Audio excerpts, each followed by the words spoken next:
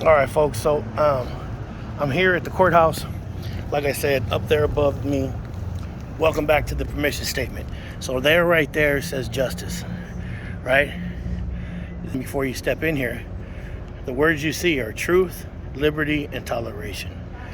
That was from the Native Sons of the Golden West, July 28, 1956. But liberty.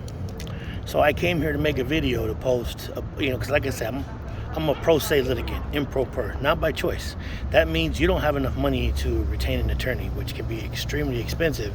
So here in America, if you're a parent or a spouse or what have you, and the other person has more money, then you're going to be, the deck's going to be kind of tilted in the opposite direction. And so it's an uphill battle for you, and you're going to depend on things like YouTube and legal aid. There's also something called assisted legal, where if you have some money but not a bunch, you can get legal assistance, where you have to sign up and it has to be submitted, but it's not legal representation. They just help you represent yourself. They can help file certain things, they can do research, and it's not as expensive, but it's still expensive. And then there's what's called needs-based attorney's fees. So if you're the lower earner, you can request to the court based on a disparity of income that the other person pays some or all of your legal fees. Now, I came here to make a video, and I asked when I went to legal aid, is this public domain? And she said yes. And so when I started setting up for my video, which there's nobody here, they're on lunch right now. There was nobody in the office. The camera was facing me. There was nobody behind me. There's nothing sacred or secret or anything. They started saying, oh no, you can't film here. And I was like, what? I'm here to make a video. You just said this is public domain, so wouldn't that be within my this is public. I know you can't film in the courtroom, but this should be public. It's just an office, and I'm filming only myself, and I'm giving advice to other people. So another lady came by, so she went and got somebody else and said, hey, well, you can't do that, you have to go get admin's permission. And I said, she just told me this is public domain, I'm not filming anybody else. And I asked, can you put that in writing? Because if it's not covered within the First Amendment constitutional rights, there's nothing sacred about that I know of the office here at Legal Aid. What would be secret in there? And so I asked her to put in writing that I have to go ask admin, and she wouldn't do that. So then she leaves abruptly and makes a phone call, and not long thereafter, they were very pleasant, the two officers to show up. One officer plain clothes, the other one was a sheriff, a sergeant in clothes. Like I said, they weren't rough or none of that. They were really cool, and I explained to them, I showed them the camera that I was using, you can't see on the other side. It only faces inward. That's why I have to use a tripod. And I explained to them that the young lady told me it was public domain, and then when she realized I was filming myself, just making a video to help other people that might be in this circumstance, because there's going to be a limited scope on what help you can get here. So what are you going to do as a self-represented litigant, pro se, improper, whatever? What are you going to do to get that done?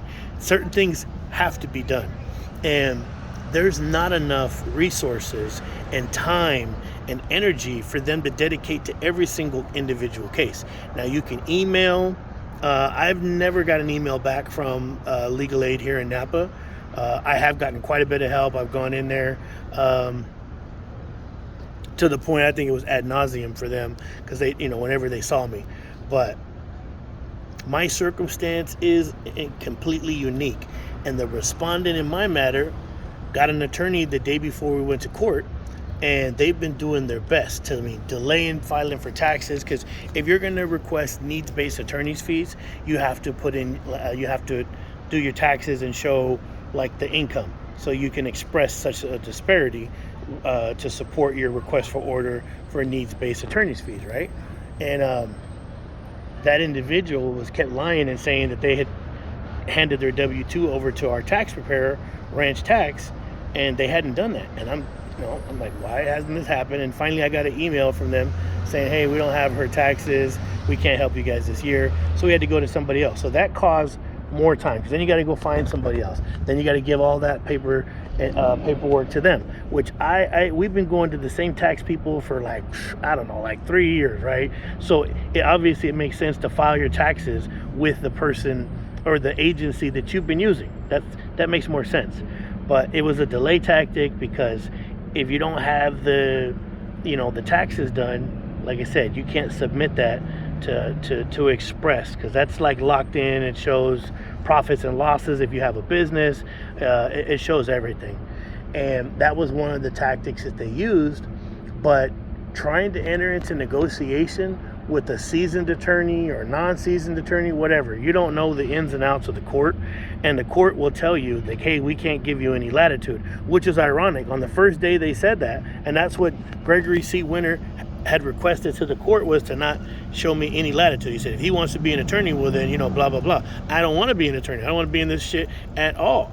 I didn't want to be in this endeavor. It's not like fluffing my ego or none of that shit. It's just, unfortunately, I don't have the money for an attorney, and the respondent does.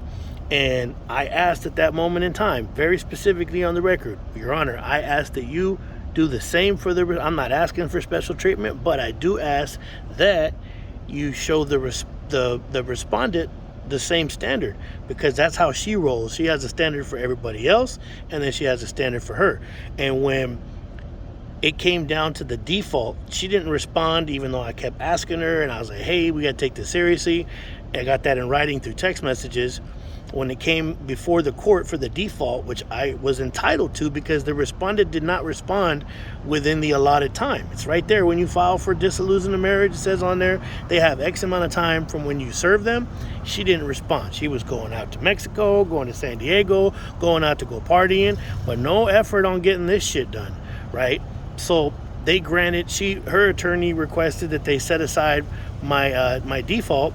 And I was just asking, like, yo, can you disconnect me from this person? Like, just do away with this marriage, and then we can amicably negotiate everything else, the quasi property, community property stuff, and whatever the hell that shit's called. Negotiate in good faith. But they didn't. They set aside my default. So she was given latitude. And so that right there kind of like, makes... So you say you can't grant no latitude, which, like I say, when it's self-represented litigants, I've sat there in the courtroom and watched other people. They do give them a little bit of latitude, because it's rough. I mean, not everybody's got the money, and people still got to work. So if you're not represented, think about this. You have to sit there and go do all this research and come down to the courthouse and go file all this stuff, where somebody who has money can just go to work and go do their normal stuff because the attorney's doing all that stuff. You got to do all that on your own. So you can imagine how an unqualified person as a pro se litigant would be at a disadvantage. And then they can use gamesmanship. A seasoned attorney, they'll use gamesmanship, because you don't know nothing from nothing, and so you depend on legal aid, what you can get, and YouTube, and that's not a whole lot. And so there's going to be scope. So I came here to try to make a video expressing that. And like I said, the camera, just like right now, it's aimed towards me. There's no privacy violations. Everybody was gone. It was on lunch. So it was kind of bizarre that the individual was trying to tell me I have to go to admin and get their permission. I said, should I have to go speak to a media correspondent or something? I was like, that doesn't make any sense. People are on their phones all the time. People go live. They're on Facebook. In the courtroom, I totally get it. You can't sit there and do nothing from nothing. But when I asked her to put that in, if she could please put that in writing, that I have to go, that this doesn't fall within my first, she got angry. And I felt that she got angry because she just took off and walked away, and she went into an office and started making some phone calls. And of course, they made it out to kind of be more than what it really was, but I was recording everything, so she could say whatever she wants to say. It's all right there, man. All I was doing was making a video to try to help other people and explaining to them the deck is going to be stacked against you if you don't have money for an attorney, whether it's a criminal offense, whether it's a civil matter, which I've had to negotiate and navigate that crazy tempest right there, when a corporation does harm by you, whether they destroy something or you're in a car accident. If you don't have representation, you're up against that hectic uphill battle. And so the deck is going to be stacked against you, and so the more you know, the better. And here in Napa County, it's a small county. There's a lot of money, so there are, there's some resources available out there. But the individual that I'm up against, she works for Napa County. She works for Child Welfare Services. She's a former employee of Napa Empowering Women Services. When you come into that office, Family Court Services or Family Court and all that, they're all interwoven together. So she's one of theirs. They know her face. They know her. She's been given praise for working on these cases. So I've always approached this reluctantly, knowing that more than likely the deck is going to be stacked against me, more so than just a regular person, because of that, of who the respondent in this matter is, and the caliber of the things that she was doing and what she does for them, and how that could detrimentally impact that work. Like, oh shit, what's going on? And I saw in San Diego County, when she was in the exact same position, she was the pro se litigant in that endeavor, and I was at her side, and she was up against a social worker for Child Welfare Services that had guardianship of her child and sought to keep her child because she abandoned him to go do all that crazy shit with Cheddar Bob fucking Marvin Mace and drinking and driving and all the other dumb shit instead of being with her son. And I saw that when she went into Family Court Services and all that, she didn't stand a chance. And when I went to mediation here, I felt something was awkward, very awkward. I mean, so much so that I was like, hey, I'm done here. We're good. I'm out, because the mediator didn't feel like she was in the middle at all. The respondent was calling her by her first name, like as if they were sitting at a table talking to each other, like as if they were friends. And I was like, what? Why is she calling her by her first name? I don't call her by her first name. I don't call the judge by her first name. I call her Your Honor, ma'am, sir, if I'm talking to a man. When there was a male judge, Robert Stamp, Your Honor. So her calling her by her first name like they knew each other, which I started doing some research, and mediators are more often than not a social worker. And because she came from news, Napa Empower Women's Services, and she works at Child Welfare Services, it's reasonable that they could potentially be former colleagues or, employees at the same agency, because Napa Empowering Women's Services is a platform for many people that go off into these different county positions. From the district attorney's office right there, the 2 times that I've had to go in there, like for this other issue about the workman's comp and the wage theft and all that stuff, the 2 times that I went in there, I was greeted by one of her former employees. The victim services officer was her former co-worker from Child Welfare Services. The second time, it was her former co-worker from news. And so, you walk in there and you're like, oh man, I gotta trust this person, when you know that they're all buddy and they're all friends. To include Helen Paleo and everybody else, the enablers, the toxic, and they self-identify as toxic. Toxico, like it's funny and shit. Jennifer don't work here, but Helen, Michelle, all these people that cooked up this whole little bullshit with the ex parte hearing. Which that's something that should concern most people. Ex parte, you don't even get to show up, and they're essentially going to the judge and saying, hey, we want you to find in our favor, without the other individual being able to defend themselves or have any part in that hearing. Which, holy shit, that doesn't seem like it's constitutionally fair. You should be able to confront your accusers or present your case, whatever it is. And thus far, the burden of proof, these people have done nothing but come in here nothing. Like the burden of proof, which we're going to dip into in September, because I'm going to bring that up. Like it's been exhausting. Every time we go in there, they just say, oh, I heard this, somebody said this, or like, what? How is that truth, liberation, tolerance, justice right here? You're supposed to have evidence, man. Can't use hearsay in court and all that crap. Man, I'm not even an attorney, and I know that much. Jeez. So stick with me. We got lots more to do. I got some other videos I got to post. I want to go back to juvenile hall because I'm going to talk to you guys some more. Now, keep in mind, my spouse, Child Welfare Services social worker Jessica Lopez Anaya, was deployed to the Napa County Juvenile Hall right there. she had to interview a child that was brutally raped by another child inmate. What? So think about that, folks. That's here in Napa.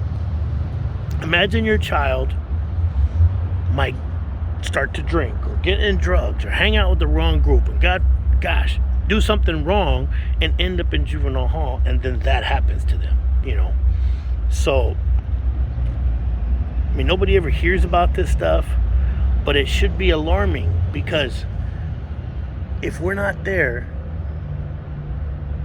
to spend as much time as we can with our child to make sure that our child feels loved and is encouraged, and there's not this big old gap to be filled by negative influence, they could very well end up in juvenile hall. And I know what California Youth Authority has been disbanded, but watch a lot of these videos of what these people are saying. They're saying exactly what I've been saying, is that place was a predatory environment, it's chaotic, and what you have to do to survive through Gladiator School, it resonates with you for many years, decades later. And I've been saying it affects your impulse control and yada yada. That stuff went to me with the Army and the whole kit and caboodle. So what happens to these people in the juvenile justice system? It's important. So we should care as parents, and we should invest that time and that energy to make sure that gap is filled with positivity and not negative influence, right? Because, man, imagine being a parent and having to find out that happened to your kid because they're at juvenile hall because they were hanging around some friends or stole something or were drinking or whatever the case may be. And they end up in there. Man, geez. Gosh, we can't protect them once they get sucked into that system. So you have to protect them now by your influence and your energy and the people that you allow into that orbit. You got to make sure they're good to go. People can say whatever, which I hear this all the time from the respondent and her enabling friends and spouse. They're like, oh, well, he could get involved in this or he could do that. Either way, that's their permission statement, is that it's like, oh, it can happen either way. So that doesn't mean that we shouldn't put forth the energy to do our very best to make sure that they don't. But these people usually never suffer consequences, and I've noticed that a lot. People who don't suffer consequences, they don't have the same respect for it than people who have suffered and are like, man, forget that noise, and don't want to hand that down. It's usually the people that they kind of get, either a slap on the wrist or they've gotten away with quite a bit and no accountability. Now that could be in the family structure. That could just be like within their own home. Like, that kid that can do no wrong and that their mom is, like the core family, there's no accountability. And that can set a kid on the wrong path too, because then they'll expect life to be that way. And that ain't how it works. Permission statement, ride with me.